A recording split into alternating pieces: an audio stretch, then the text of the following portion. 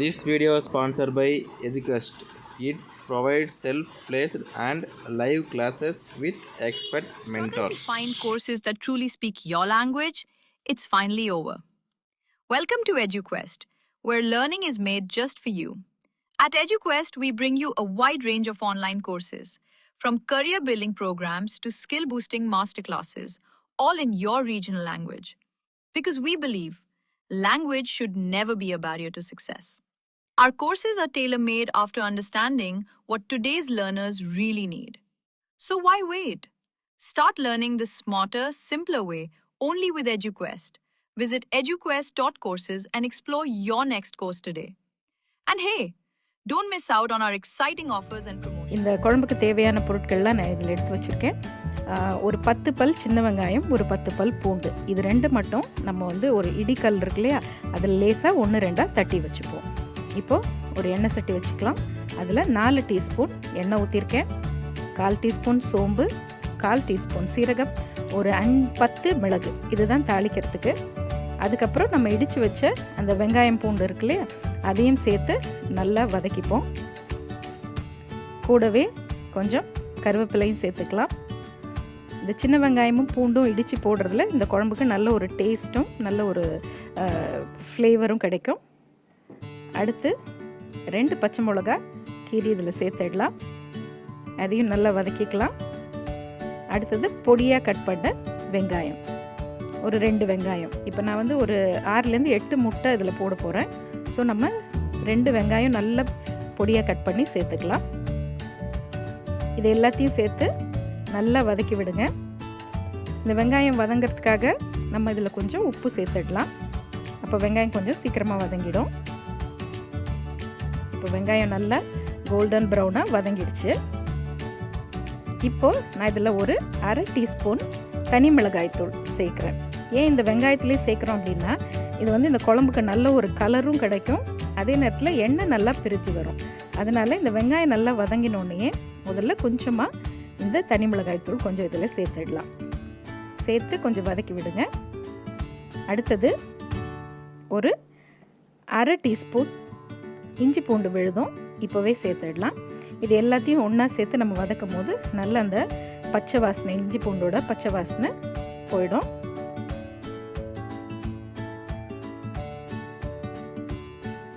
So எல்லாத்தையும் சேர்த்து ஒரு 1 நிமிஷம் நல்லா வதக்கி விட்டுடலாம். ஸோ இப்போ இந்த கலவை வதங்கினதுக்கப்புறம் நான் ஒரு 2 தக்காளியை இந்த மாதிரி பேஸ்ட்டாக எடுத்து வச்சுருக்கேன். ரொம்ப நைஸாக பேஸ்ட்டாக இல்லாமல் கொஞ்சம் கொரகொரப்பாக இருந்ததுன்னா குழம்புக்கு நல்ல ஒரு திக்னஸும் கிடைக்கும், டேஸ்ட்டும் நல்லாயிருக்கும். ஸோ 2 தக்காளியை இதில் இப்போ சேர்த்துடலாம்.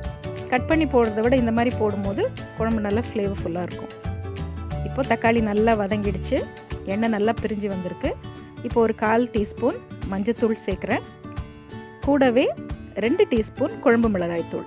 நம்ம குழம்பு மிளகாய்த்தூள் ஏற்கனவே வீடியோவில் போட்டிருக்கோம், நீங்கள் அதை பார்த்து நீங்கள் செஞ்சுக்கலாம். அப்படி உங்ககிட்ட இல்லை அப்படின்னா நீங்கள் மிளகாய்த்தூள் தனியாத்தூள் ரெண்டும் தனித்தனியாக சேர்த்துக்கலாம். அதாவது 1 டீஸ்பூன் மிளகாய்த்தூளும் 2 டீஸ்பூன் தனியாத்தூளும் சேர்த்திங்கன்னா கரெக்டாக இருக்கும். ஆனால் இந்த குழம்பு மிளகாய்த்தூளில் நம்ம நிறைய இன்க்ரீடியன்ட்ஸ் சேர்த்துருக்கிறதுனால இந்த தூள் போடும்போது இன்னும் நல்ல வாசனையும் நல்லாயிருக்கும், குழம்புக்கும் நல்ல ஒரு திக்னஸ் கிடைக்கும், ஃப்ளேவரும் ரொம்ப நல்லாயிருக்கும். இப்போ இது எல்லாத்தையும் சேர்த்து நல்லா வதக்கி விடலாம் ஒரு நிமிஷம். வதங்கினதுக்கப்புறம் நம்ம இந்த குழம்புக்கு தேவையான அளவு தண்ணீரும் சேர்த்துக்கலாம். இப்போ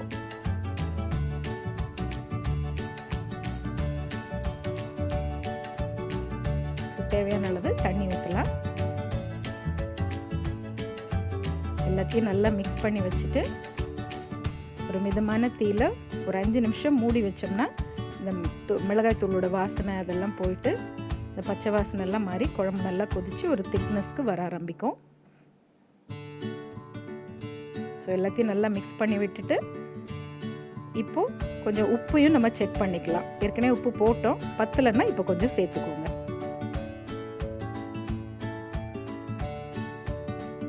ஒரு 5 நிமிஷம் மூடி வைக்கலாம், நல்லா கொதி வரட்டும். இப்போது குழம்பு நல்லா கொதிச்சிடுச்சு, நல்லா எண்ணெயும் பிரிஞ்சு வந்திருக்கு, நல்ல ஒரு திக்காகவும் ஆயிருக்கு. இப்போ நான் இதில் வந்து ஒரு தேங்காய் பேஸ்ட் போட போகிறேன். உங்களுக்கு தேங்காய் வேண்டாம் அப்படின்னா இந்த ஸ்டேஜ்லேயே நம்ம முட்டையை உடைச்சி ஊற்றலாம். சப்போஸ் தேங்காய் பிடிக்காதவங்க இல்லை தேங்காய் வேண்டான்னு நினைக்கிறவங்க இப்போ வந்து நீங்கள் முட்டையை உடைச்சி ஊற்றுங்க.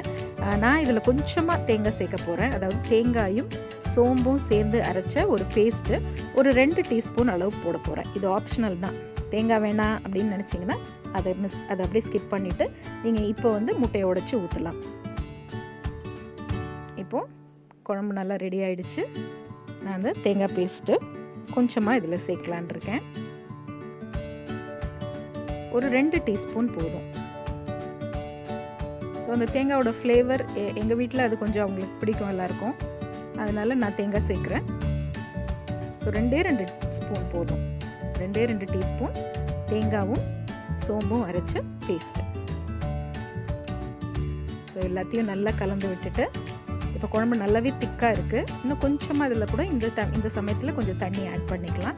ஏன்னா நம்ம முட்டை உடச்சி ஊற்றி அது வேக வேக குழம்பு இன்னும் கொஞ்சம் திக்காக ஆரம்பிச்சிடும். அதனால் கொஞ்சம் தண்ணி ஊற்றிருக்கேன். இப்போ நல்லா கொதி வந்துடுச்சு. இப்போ நம்ம முட்டையை உடச்சி ஊற்றலாம். முட்டையை உடச்சி ஊற்றும் போது அந்த யோக் வந்து கலையாத அளவுக்கு கொஞ்சம் கேர்ஃபுல்லாக உடச்சி ஊற்றுங்க. அப்போ தான் அழகாக ரவுண்டாக வெந்து பார்க்குறதுக்கும் அழகாக இருக்கும், டேஸ்ட்டும் நல்லாயிருக்கும்.